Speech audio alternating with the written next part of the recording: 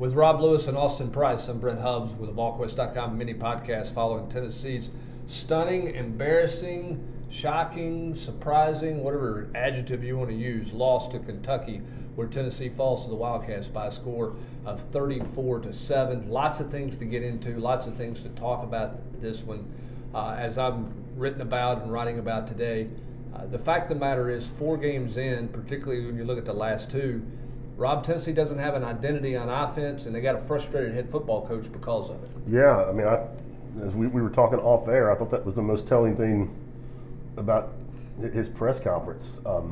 He seemed to take some shots at Jim Chaney. I mean, clearly, Jared Guarantano is kind of the story of the day. 3 more turnovers, two weeks in a row with 3 turnovers. But Pruitt's kind of dig about the play call or play calling. I thought was the biggest story coming out of today, other than getting embarrassed at home by Kentucky. Yeah, Jeremy Pruitt saying post game that undecided at the quarterback position, and basically said change could happen anywhere within the program. Austin, I'm not going to sit here and hot take it that he's firing somebody tomorrow, but I would say there's going to be a pretty ugly offensive meeting taking place tomorrow when they have a conversation about what the direction is of the offense and how do they get there. Where do they want to go?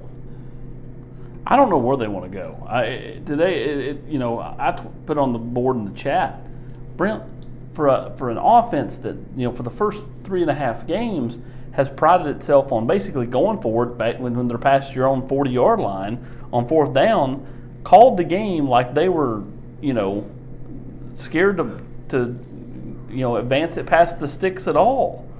I mean, some of the play calls in the second half, I get it. You have no faith in Jarrett. You have no faith in the passing game. But when you're down 3 scores, sitting there and handing it off or throwing it for a 5-yard gain on a 3rd and 15, it just makes no sense to me. Like, why even call the play? If that's the case, why is he in the football game? Like, it doesn't make any sense, the route they're going. I agree. I don't think that they had any confidence and any belief on anything they could get done in the second half, which gets back to the question of what are they going to try to get done? Look, Jim Chaney's history is he wants to run the football, play action pass, and throw it down the field.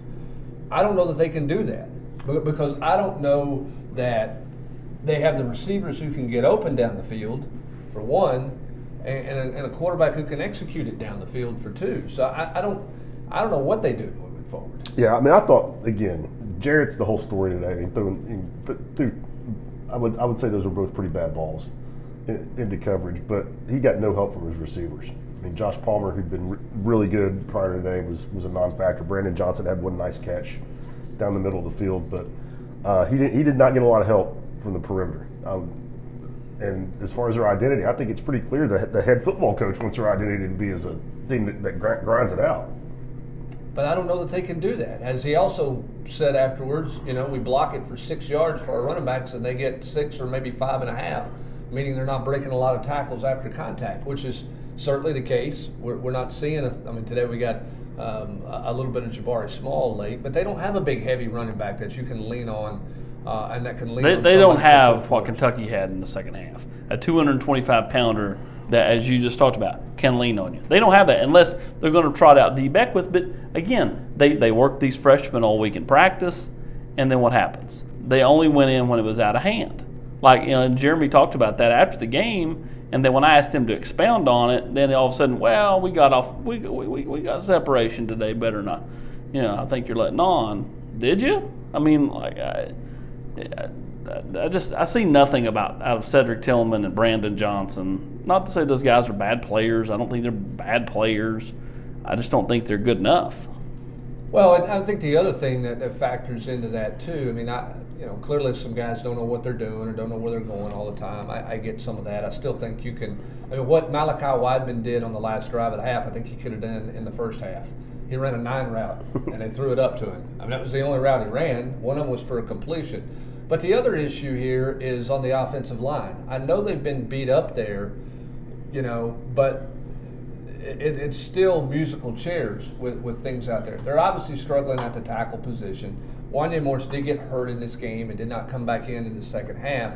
But at one point they've got Darnell Wright has struggled, so they take Darnell Wright out of the game and they move Cade Mays to tackle, and they play Spraggins, and they move the football. And Carvin was in on that drive as well. And then they come back in, they put Carvin in, and then go on a touchdown drive, and maybe Carvin couldn't go anymore, but then they come back to Darnell Wright and Cade Mays at right guard, and then Cade Mays has to play left tackle for a series, and then Kayron Calvert, who hadn't played in 3 games, is suddenly asked to play left tackle on a day where they're having a hard time protecting off the edges. I mean, they're just so unsettled really everywhere at offense. I mean, Eric Gray's their best playmaker, I guess. Okay, Josh Palmer's their only, quote, deep threat. Outside of that, Rob, they're pretty unsettled. I mean, Trey Smith's your left guard. And Brandon Kennedy's your center. And Brandon Kennedy's your center. After that, I mean, you got 7 spots or 8 spots up for grabs, it feels like, 7 or 8. So it feels like to me. And is that wrong? No, I mean, I wouldn't necessarily say up for grabs, but you just don't know what they're going to look like from week to week or even series to series. You know, when you're talking about the offensive line, and to be talking about that nearly halfway through the season is certainly not ideal. Well, no, and I know Jeremy said he didn't want to sound like, an excuse maker, but he did sound like an excuse maker to talk about, the fact that all these guys haven't practiced. What was Kentucky's excuse? What's every other team's excuse? I mean, Missouri had a 20 kids out last week, and they beat LSU. Nobody wants to hear that.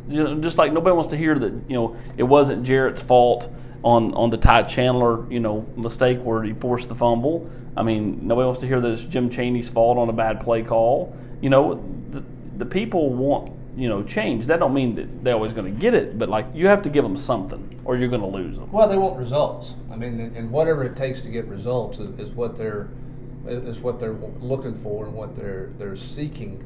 And I think it's going to be fascinating to see what those results will be moving forward, because obviously next week is going to be a monumental challenge with Alabama coming to town. And look, there are no layups, there are no easy ones. Maybe Vanderbilt, but there's nothing else on this roster that's easy, or on the schedule that's easy in any way, shape, or form. And look, offensively. Look, the defense in the first half gave the offense every opportunity, Rob, to be completely successful. In the second half, defense didn't get out of the locker room. No, the defense. Once the offense went 3 and out to start the second half, they were done. It looked like.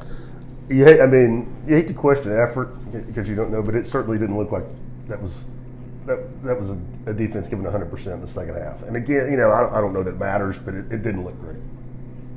No, it didn't look great at all. And again, Austin, they can't defend a slant for the 4th week in a row. They can't defend a slant. If you don't think next week they're going to put Henry Ruggs, and lined up to Jalen Waddle lined up to give him a slant early in the game next week? Oh yeah. I mean, that's just the reality. They can't defend that play. And today, Kentucky got them when they went nickel. Kentucky tried to hammer it and run it down their throat. And when they went, with a regular base personnel, no nickel, they threw it across the middle. Yeah. They threw slants. And when they went nickel and Kentucky ran it, they ran it with a 225-pound sledgehammer who Tennessee could not tackle. Period. The second half, he looked like he was bathed in Crisco out there. Tennessee players were just slipping off of him, arm tackles. It was. What Kentucky rushed for in the second half? Too much. 187 total. They had 28 in the first half, so they went for 159. 159 yards in the second half, as they had their way with Tennessee in the second half. Tennessee couldn't get a stop. Tennessee couldn't make a first down. They couldn't get anything done. So let's move it forward. Let's take Alabama out of the equation. Let's not even worry about the matchup with Alabama. You're Jeremy Pruitt. You're going to go to the practice field on Sunday. You're going to get in the staff meeting. You're going to get in the film room. Your staff's going to get in there. What is the 3 biggest priorities for this coaching staff starting tomorrow to help this team move forward into the back half of this season? You're a good quarterback. What do you do? I'm playing somebody besides 2, or I'm playing multiple people besides 2. I'm playing multiple. I don't know why not. I mean, why not give all these guys a try? I know they have no faith in Brian Maurer, but you never know. I mean, he was given a lot of opportunities last year to kind of be the guy, and he made mistakes. He was given opportunities in fall camp. He had mistakes. Apparently, so did J.T. Shrout today because he didn't move somebody in motion the way he was supposed to, according to Pruitt. Yeah, at the end of the day, why not play multiple guys? I know everybody wants to anoint Harrison Bailey, but he kind of threw a jump ball to Malachi Weidman, who made a nice play. Surely you can't tell me watching the rest of those throws you were just all enthralled. But at the same time, it's got to start somewhere. You're going to lose next week, no matter who your quarterback is, unless something crazy happens. And so, why not go ahead and get some guys some reps and start building towards Arkansas? This is an Arkansas team that's at this current moment dismantling Ole Miss, and has looked as competitive as anyone through the first 4 weeks of the season. Well, you also have the open date. Yeah, you got an open date in there as well. All right, so find a quarterback on offense. It's also fine. It's also whatever direction Jeremy's wanting Jim Chaney to go in offensively. They need to get on the same page, because it's not. And Coach Pruitt doesn't do this often, but for him to kind of go that route, calling him out in the media, tells you he's pretty frustrated. I think he was frustrated last week at Georgia.